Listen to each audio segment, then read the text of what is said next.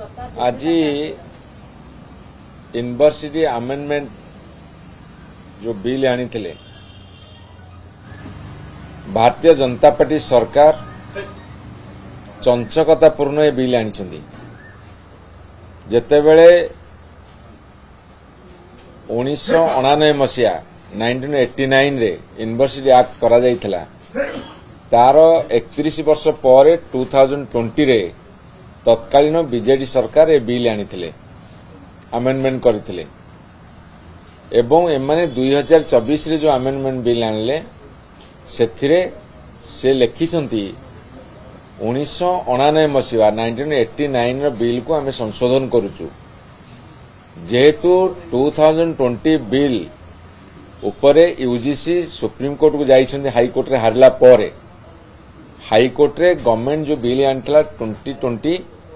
ताको अपहेल्ड कले एवं ता विरुद्ध रे यूजीसी लाइछि केस पेंडिंग अछि सुप्रीम कोर्ट रे सेते बेले एठी राज्य सरकार ए बिल आनिछन्ती तार वैधता केते अछि न अछि सेटा परवर्ती समय रे सुप्रीम कोर्ट रे आलोचना हबो बा ताको एसएलपी माध्यम रे आलोचना करा जिवो किंतु आज जो बिल आनले से एथिरे कहिले जे राज्य सरकार यूनिवर्सिटी मानकू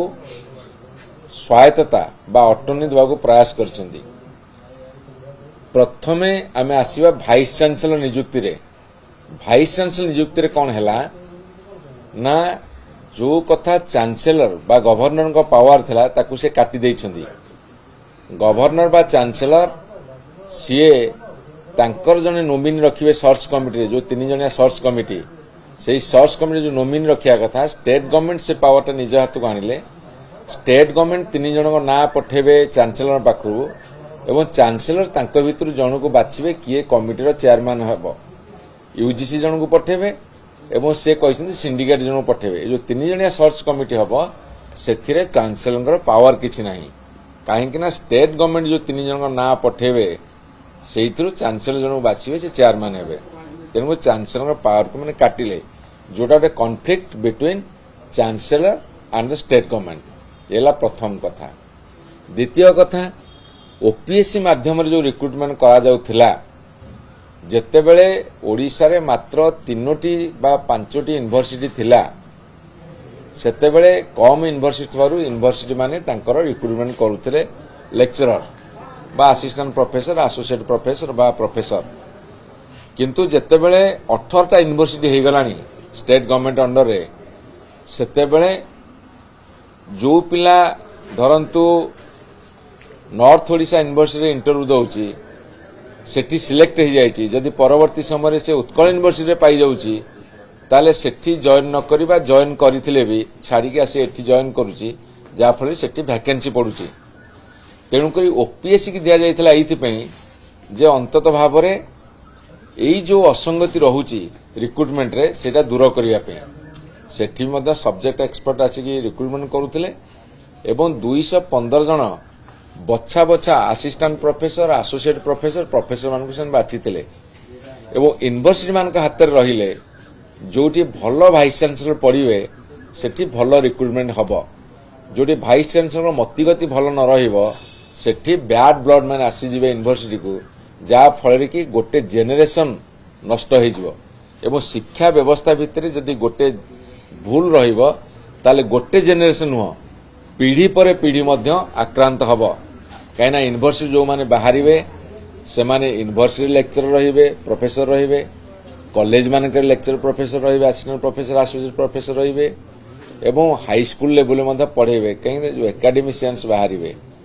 से माने से यूनिवर्सिटी जन्म नियंती तेणुक यूनिवर्सिटी प्रोफेसर बा लेक्चरर बा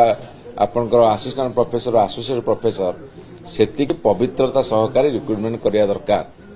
आमे देखिचु जेते ओपीएससी रिक्रुटमेंट कले 215 जन को करिथिले तापरे यूजीसी जाईकी ता यूजीसी रो पर्व्यू भितर नाही किंतु से बळे पसी मंगलवार कला भली हाई कोर्ट रे इंटरव्यू हेतिले हाई कोर्ट रे हारिले तत्कालीन गवर्नमेंट जितिले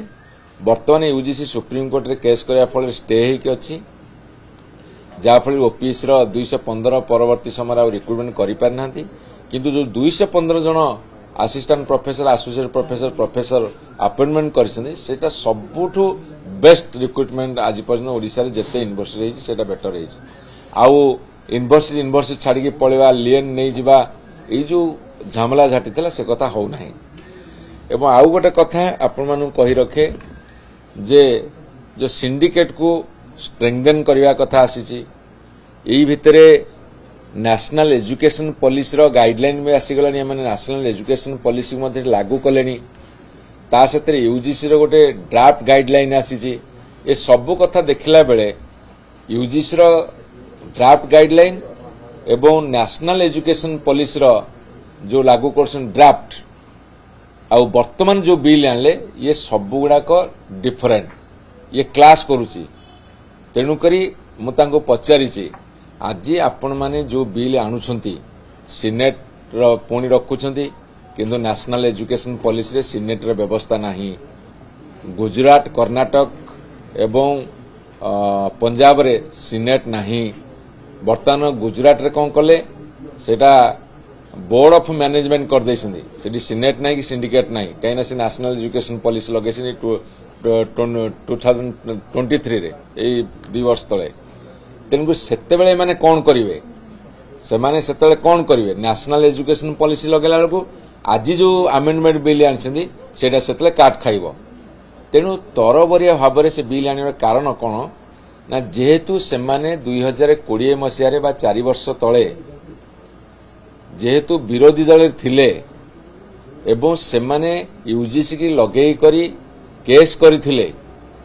एवं से माने जेहेतु बिल को विरोध करथिले तेणु तांकर जिद्दी रखिबा पई तांकर लड़ाई करथिबा कथा को कायम रखिबा पई ए बिल को तरबरिया भाव आनिछंती एवं ए बिल को जेहेतु तांको पाखे मेजोरिटी अच्छी आमे 12 घंटा 30 मिनिट लड़िला परे ते मेजोरिटी रे पास कले किंतु आज से माने अनुभव करिसंती से जो त्रुटि करने को जाउछंती मु ताऊ कहली मिस्टेक कले सुधारी परिबो किंतु ब्लंडर जदि करिवो ताले इतिहास तुमको क्षमा दबनी आज से जो गहिर अपराध करिसंती ए अमेंडमेंट बिल को पास करिकी तांकर बहुमत थिबारो संख्या बल रे से दिने ना दिने पस्तेबे कहीं जिते बड़े ओडिशा शिक्षा व्यवस्था बा यूनिवर्सिटी लेवल शिक्षा व्यवस्था रसातल को जीव ध्वंस हम सी कहते जे यही बिल पास करदे ग्रॉस एनरोलमेंट बढ़ी जीव मुझे आज चैलेंज देइछि आजिका दिन में हिसाब कर पीजी डिपार्टमेंट्स रे केते पिला एडमिशन करिसेंती आउ ये बिल पास होला परे संख्या बढ़ुची बा कमुची ताको आगामी दिन हिसाब करा जीवो एमिति अनेक तथ्य रखिछु अनेक उपादेय कथा रखिछु से हमर कौनसी कथा कौनसी सत्य कौनसी तथ्य को ग्रहण कलेनी तांकर ब्रूट मेजोरिटी रे बा तांकर संख्या अधिक एमएलए थिबारु मत अधिक हबारु से बिल पास करछंदी ये होची ओडिशा पे एक दुख एवं कला दिवस राति 4:30 हेलानी अपराह्न 4टारू आरंभ होगी सकाळ 4:30 पर्यंत आम लड़ाई कलु ये अंतत भाव में भारतीय जनता पार्टी सरकार एमिति कौन सी भूल न करंतु जो गोटे पीढ़ी केवल शिक्षा व्यवस्था को नष्ट हेनी पीढ़ी पर पीढ़ी नष्ट होवार संभावना अच्छी एवं सबुठारु बड़ दुखर विषय सीए जो रिक्रुटमेंट करिया को जाउछंती भिसी मानक माध्यम रे लेक्चर मानकू बा असिस्टेंट प्रोफेसर एसोसिएट प्रोफेसर बा प्रोफेसर मानकू सेठी कोउठी ना कोउठी तांको लाइन रे जो माने तांकर पार्टी रो आइडियोलॉजी बा आरएसएस आइडियोलॉजी रे थिबे सेही बाटे तांकू पुरेबे शिक्षा व्यवस्था भितर को